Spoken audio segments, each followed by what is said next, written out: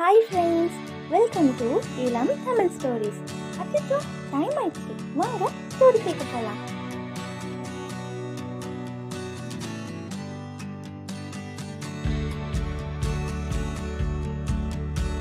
ஒரு அழகான காலையில் தனியாக இருந்த ஒரு சிறிய யானை புதிய நண்பர்களை தேடி பசுமையான காட்டுக்குள் மெதுவாக சென்றது.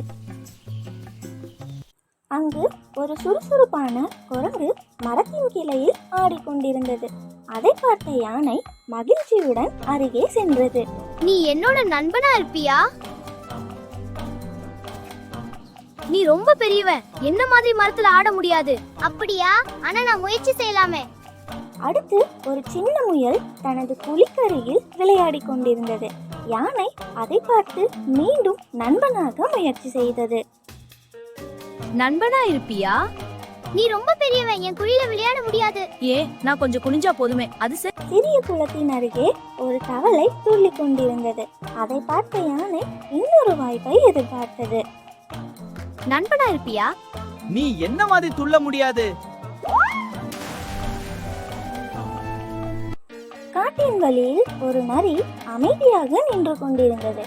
யானை அதனிடமும் நண்பனாக பேச முயன்றது. மன்னிக்கணும், நீ ரொம்ப பெரியவன். எவரும் நண்பனாக வராததால் யானையின் மனம் மிகவும் உடைந்தது.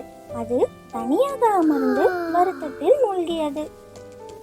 அடுத்த நாள் திடீரென ஒரு கொடிய புலி காட்டில் தோன்றி அனைத்து மிருகங்களையும் பயமுறுத்தி துரத்த தொடங்கியது. பயந்த மிருகங்கள் ஓடிக்கொண்டிருந்தனர். ஒரு கரடி யானையிடம் வந்து உதவி கேட்டது. ஒரு புலி எல்லாரையும் சாப்பிட போகுது. அதை கேட்ட யானை தைரியமாக முன்னே வந்து புலியை எதிர்கொண்டது. அதன் மனதில் ஒரே எண்ணம், நண்பர்களை காப்பாற்ற வேண்டும். தயவு செய்து இந்த மிருகங்களை சாப்பிடாதீர்கள். உன் வேலை பார்த்துக்கோ. அதன் வலிமையால் யானை புலியை விரட்டியது. புலி பயந்து ஓடிவிட்டது.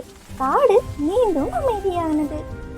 அனைத்து மிருகங்களும் மகிழ்ச்சியுடன் யானையை சுற்றி நின்று அதை உண்மையான நண்பனாக ஏற்றுக்கொண்டனர். நீங்க தான் சரியான நண்பன். உங்க அளவுதான் எங்களுக்கு தேவை.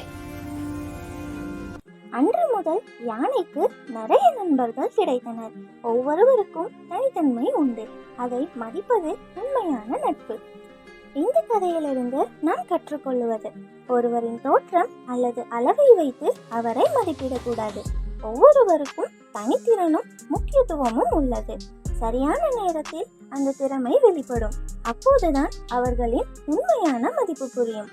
அதனால் எல்லோரையும் மதித்து நடப்பதே நல்ல பண்பு. உங்களுக்கு இந்த ஸ்டோரி பிடிச்சிருந்தா லைக் பண்ணுங்க, ஷேர் பண்ணுங்க, மறக்காம சப்ஸ்கிரைப் பண்ணிக்கோங்க.